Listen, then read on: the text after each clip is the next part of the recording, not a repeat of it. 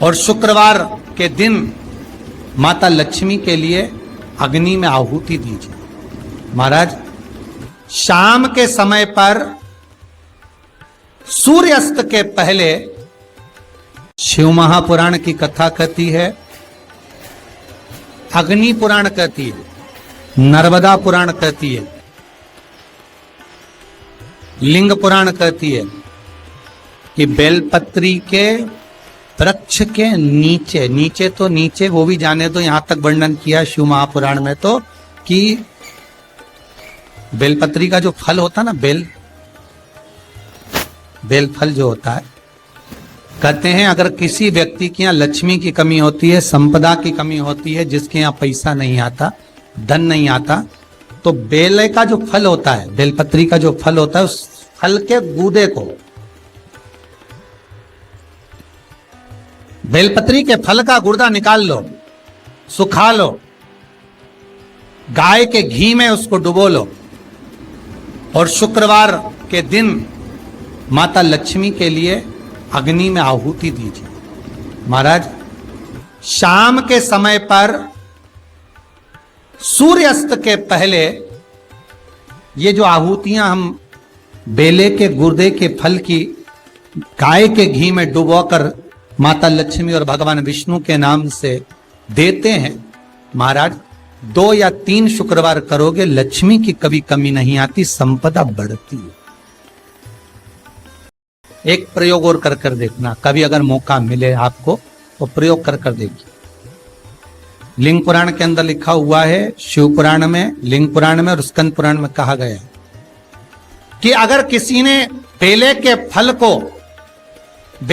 फल का अगर थोड़ा सा भी गुर्दा पाया है, बेले के फल को खाया हो या बेल का रस पिया हो या बेल के फल का जूस पिया हो, अगर वो व्यक्ति का अनायास किसी कारणवश प्राण भी छूट गए हो, तो शिव महापुराण की कथा कहती है कि 27 दिन तक वो बेल के फल का रस उसके नस नस में रहता है, तो उस व्यक्ति को यम नहीं छूते, वो कैलाश पर निवास करता है। मर भी जाता है तो अधोगति में नहीं पड़ता, नरक नहीं भोगता, वो बैकुंठ पद का कामी हो, बैकुंठ का निवासी।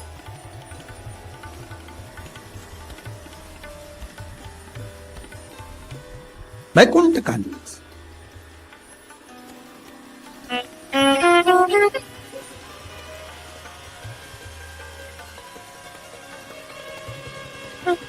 ये जो शिव जी को चढ़ती बेलपत्री हुई, शमी पत्र हुआ, मदार का पुष्प, आंकड़े का जो पुष्प हुआ, ये सब साधारण नहीं है। साथ शंकर का एक एक गुण तत्व ग्रहण करने वाले, शंकर का अनुमोदन करने वाले, शिव को एक एक वस्तु जो चढ़ने वाली साधारण नहीं। और निवेदन करूंगा, अगर जिंदगी में थोड़ी सी तकलीफ है, दुख है, कष्ट है, परेशानी है, 5 कमलगट्टे, और निवेदन करूंगा अगर जिंदगी में थोड़ी सी तकलीफ है, तांबे के लोटे में जल भरकर है रख लीजिए। 5 कमलगट्टे सीधे हाथ पर 5 कलश को रखो, जिसमें 5 कमलगट्टे के लोटे में जल भरकर रख लीजिए। श्री सीधे हाथ पर उस कलश को नमस्को, जिसमें 5 कमलगट्टे और 5 बार स्मरण कर आपको जो तकलीफ है उसको हृदय चित्त से धरकर मस्तक से कलश को लगाकर किसी एकांतेश्वर महादेव पर, किसी वृक्ष के नीचे विराजमान हो, ऐसे एकांतेश्वर महादेव पर अपनी कामना कर वो जल समर्पित कर दो। 1 बेलपत्र, 1 कमलगट्टा उठाकर अपने घर पर लेकर आ जाओ। जो तकलीफ बहुत ज्यादा हो रही है, 5 दिन में आपको मालूम पड़ जाएगा, 5 दिन में अंतर आ जाएगा। दुनिया में किसी की सामर्थ्यता नहीं है कि तुमको नीचे दबा दे। जिसके मस्तक पर बेलपत्री की लकड़ी का चंदन शिव को लेपित कर कर यदि मस्तक पर लगता है, कोई बेलपत्री का वृक्ष यदि सूख जाता है, उसकी जो लकड़ी होती है उसका चंदन भी हम शिव को लगाकर अपने मस्तक पर लगाते हैं। या बेलपत्री के वृक्ष के नीचे की मिट्टी को भी यदि हम त्रिपुंड बनाकर सिर पर चढ़ाते हैं, तो दुनिया में किसी की सामर्थ्यता नहीं है कि तुमको हरा दे, तुमको विजय प्राप्त होती। वो बहन जी बोली 97 लाख का कर्जा चूका गुरुजी केवल दीप लगाने से शिव को, और आपने जो दीप बताया था, और वो दीप की गणना आज फिर कर रहा हूं इस व्यासपीठ से, फिर बाबा के धाम से ये मीरा भयंदर की पवित्र भूमि पर अगर वो चरित्र सामने आया है और वो दीदी के माध्यम से अगर बात निकली है, तो उन दीप की गणना फिर बोल रहा हूं इस व्यासपीठ से, फिर वर्णन कर। जो आपने दीप बताया था, उस दीप के प्रभाव से आज हमारा 97 लाख का कर्जा बाबा ने 3 महीने में चुकाया। कैसे व्यवस्था करी, क्या व्यवस्था करी, ये वही जानता।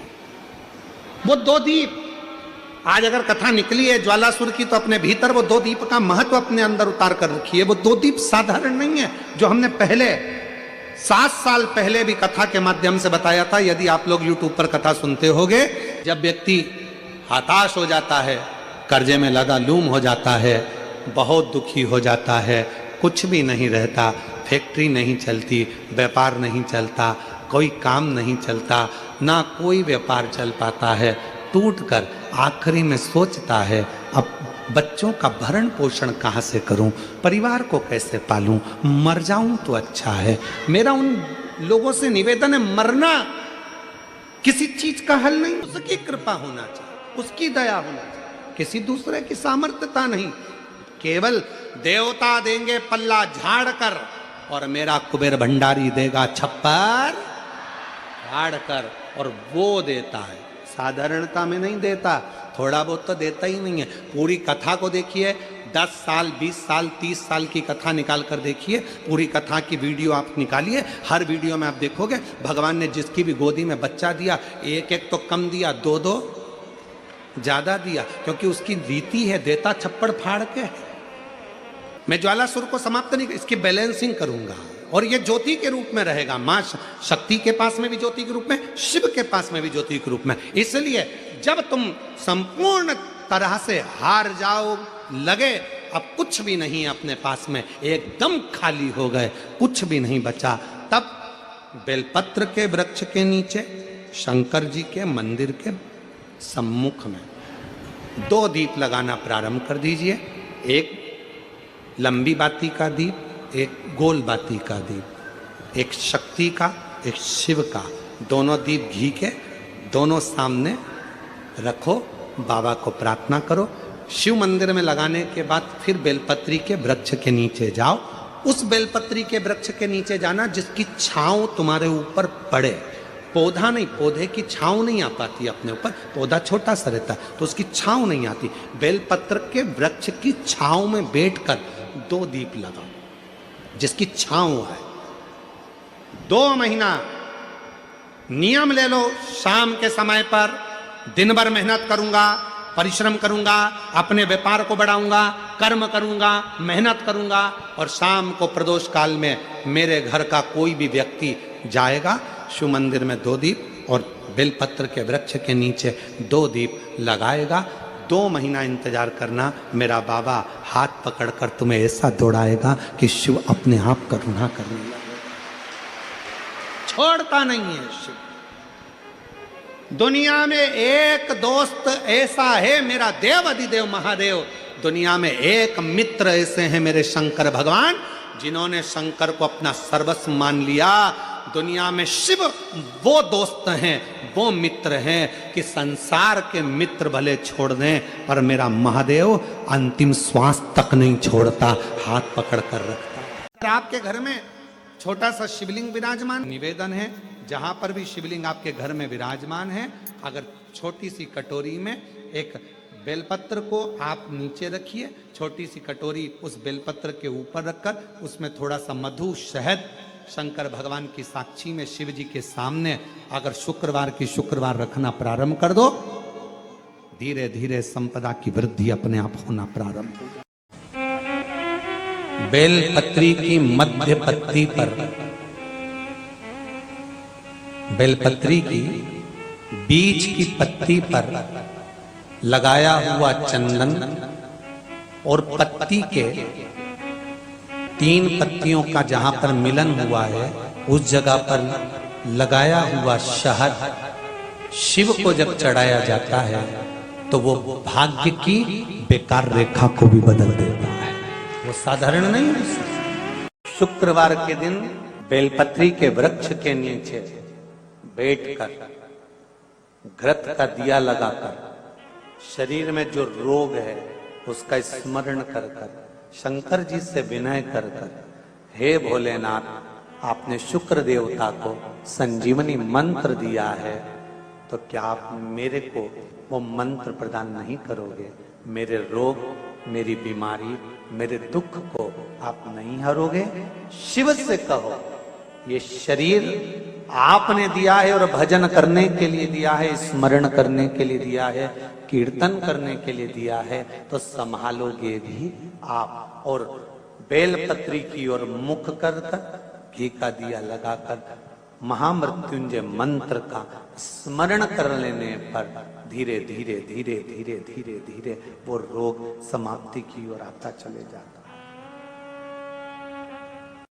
विष्णु पुराण कहती है, स्कंद पुराण कहती है महाराज कि भगवान नारायण स्वयं इस जड़ के नीचे अपना विश्राम करते हैं महाराज, इस जड़ के नीचे। प्रयास करा करो, एक चुटकी हल्दी, कितनी? मात्र एक चुटकी हल्दी, आंवले के वृक्ष के नीचे भगवान हरि हर महादेव, कौन से महादेव हैं? हरि हर महादेव के नाम से रखकर उस पर पूर्व मुख कर कर, पूर्व की ओर मुख कर कर जल समर्पित करना प्रारंभ कर दीजिए।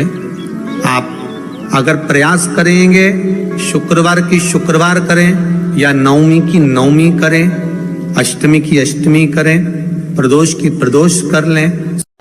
कोई व्यक्ति व्यसन में डूबने लगा, अपना लड़का, अपना बेटा जिसको आप मदिरा के नशे में देखना नहीं चाहते, अपना बेटा, अपना बच्चा जिसको आप व्यसन में नहीं देखना चाहते, और सूचना मिल रही है कि वो व्यसन कर रहा है, नशा कर रहा है, के परेशान हो गए, नशा मुक्ति केंद्र में छोड़कर आ गए, वो नशा छोड़ने को ही तैयार नहीं है। तब नंदी का जो पैर उठा हुआ होता है, उसी पैर के पास में एक छोटी सी कटोरी में जल रखा जाता है, छोटी सी कटोरी में जल, उसमें एक बेलपत्र डाल दिया जाता है। महाराज, जब आप शिव जी के मंदिर में जाओ, नंदी के उस चरण के पास में कटोरी में जल रखेंगे बेलपत्र डालकर, और अपना जो एक लोटा जल लेकर आए हो वो शिव जी को चढ़ाओगे, प्रार्थना करोगे।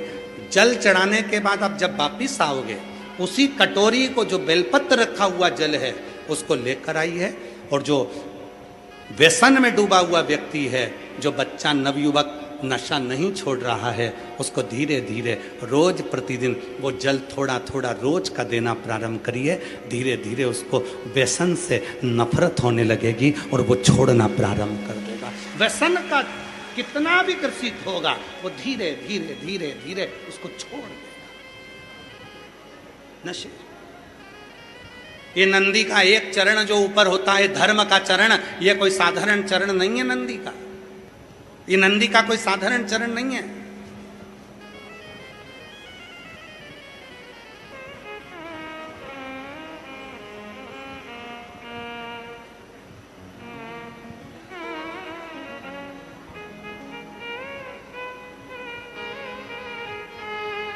ये नंदी का जो चरण है, जिसका चरण ऊपर की हो रही है, साधारण चरण नहीं है।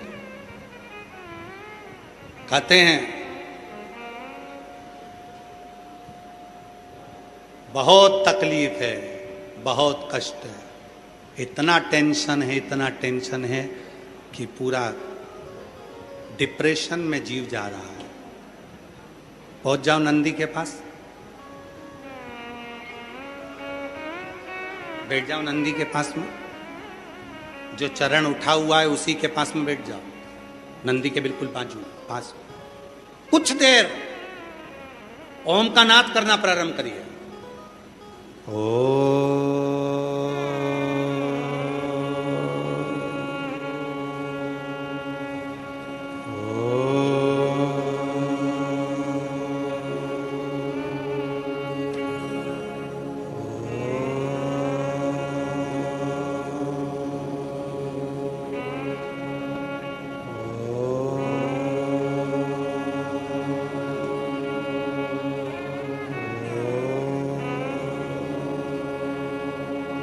जब हम नंदी के चरण के पास में बैठकर ओम का नाद करते हैं, अभी अभी आप 2 क्षण के लिए, अगर आपके आमने सामने से कोई नहीं जा रहा हो तो आप बड़े प्रेम से, बहुत भाव के साथ अपना सीधा चरण थोड़ा सा खड़ा करिए, जितने जमीन पर बैठे हैं वो 2 क्षण के लिए बस कर देखिए। 2 क्षण के लिए सीधा चरण आगे करो और 5 बार ओम का नाद कर देखिए।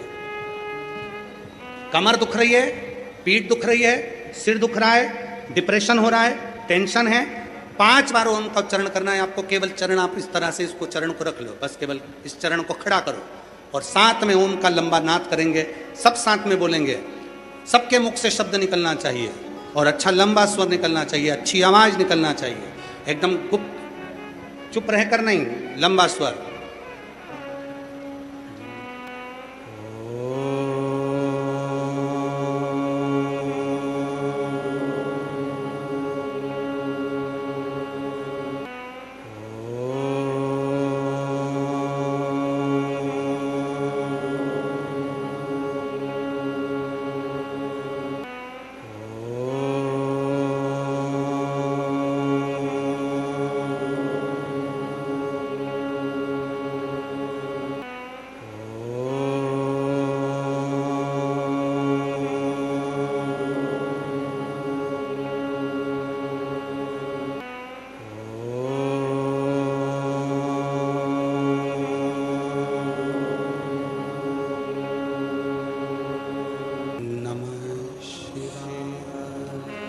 आराम से बैठिए, नेत्र खोलकर स्मरण करिए।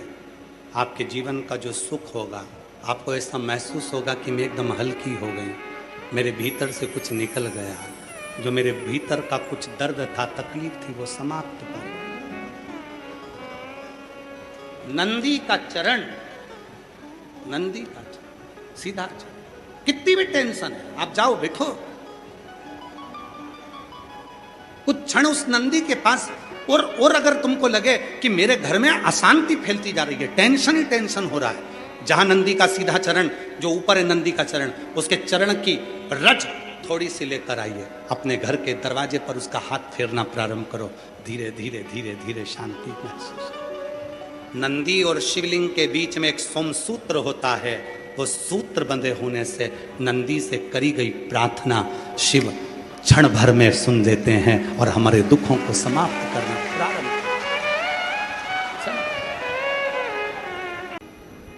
जिस दिन आपको लगने लगे कि मेरे जीवन में बहुत ज्यादा कष्ट चल रहा है, उस दिन अपने ही घर में मट्टी के शिवलिंग का निर्माण करो, पार्थिव शिवलिंग।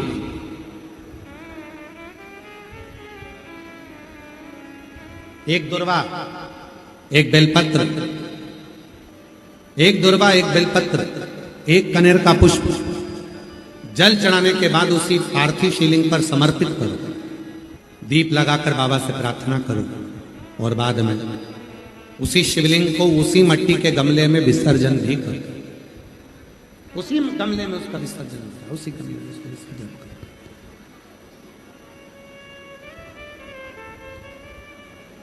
एक पार्थिव पूजन का जो फल है, एक पार्थिव पूजन का जो फल है, वो सहस्त्र हजारों लाखों शिवलिंग के पूजन के बराबर फल प्राप्त हो जाता है। एक पार्थिव पूजन का जो फल है,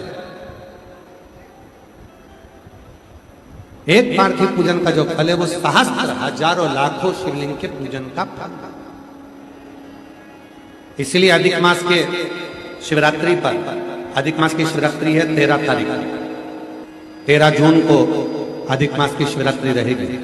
शाम को 7 बजे पूरी दुनिया अपने अपने घर में पार्थिव शिवलिंग का पूजन करेगी। शाम को 7 बजे आप और हम सब मिलकर अपने अपने घर में पार्थिव मिट्टी का शिवलिंग बनाकर, जो लोग पंडाल में है वो पंडाल में ऑनलाइन पूजन करेंगे, जो घर पर है वो घर पर ऑनलाइन पूजन करेंगे, पार्थिव पूजन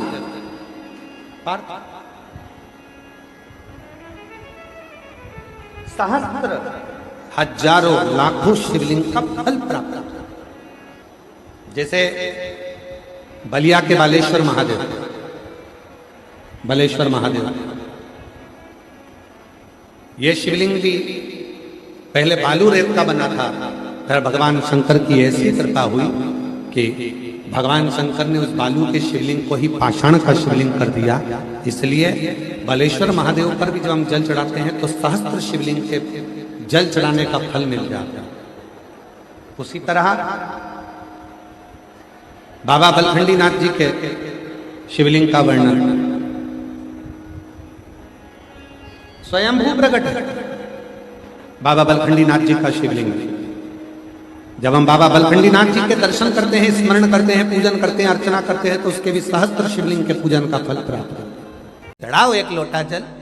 कभी कभी अगर ऐसा लगे जीवन में कि दुख बहुत ज्यादा आ गया है, बहुत तकलीफ आ गई है, तो लाल चंदन को घिसकर उस लाल चंदन का लेपन भगवान शंकर पर कर कर फिर पानी चढ़ाओ। अगर कोई संकट भारी है और निकट रहा, जैसे किसी नारी का गर्भ नहीं ठहर रहा, 15 साल हो गए, 20 साल हो गए, 25 साल, जैसे इसने लिखा एक माता ने कि 18 साल की बेटी हो गई थी पर संतान में पुत्र नहीं, तो उसने भाव से कथा सुनी। ऐसे आपके भीतर अगर 20 साल हो गए, 25 साल हो गए, 30 साल हो गए, संतान का सुख ही नहीं है, लाल चंदन का लेपन बाबा भोलेनाथ पर करना प्रारंभ करो। पीठिका पर लाल चंदन का लेपन करना प्रारंभ करो। लाल चंदन से बाबा का श्रृंगार करना प्रारंभ करो। एक बेलपत्री पर लाल चंदन, दोनों पत्ती नीचे वाली, जो नीचे की जो 2 पत्ती होती है, इस पे लाल चंदन और बीच वाली पत्ती पर पीला चंदन लगाकर बाबा के शिवलिंग को समर्पित करिए। बाबा से प्रार्थना करिए, रोज प्रार्थना करो। परंतु एक बात का स्मरण रहे, 25 साल हो गए, 20 साल हो गए, 30 साल हो गए, संतान नहीं, तो पहले जल से अभिषेक कराना, अभिषेक कराकर उस जल का आचमन करने के बाद हाथ को खासा करना, धोना, उसके बाद में फिर वापिस बाबा का स्नान कराओ, फिर चंदन का लेपन कराओ, फिर एक लोटा जल चढ़ाकर बाबा का स्नान कराओ। बाबा का बड़ा सुंदर भाव से लाल चंदन से जो अभिषेक करता है, बाबा को लेपन कर कर फिर जल चढ़ समर्पित करता है, निश्चित है उसकी गोदी मेरा देव अधिदेव महादेव जरूर भरता है। ये निश्चितता है। हम तो बेटियों से भी कहते हैं, जिसका विवाह नहीं हो रहा हो, 25 साल, 30 साल, 27 साल, 28 साल, 32 साल, 40 साल हो गए हो, नहीं हो रहा हो बेटा बेटी का विवाह, उसे लाल चंदन का प्रयोग अशोक सुंदरी वाली जगह पर 7 बिंदी लाल चंदन की लगाकर 7 बेलपत्र 7 बिंदी पर रखिए और महाराज अपनी कामना कर कर भगवान से आइए, बाबा देगा, करेगा, 3-4 महीने में विवाह पक्का करेगा। ये लाल चंदन की महत्वता है शिव तत्व।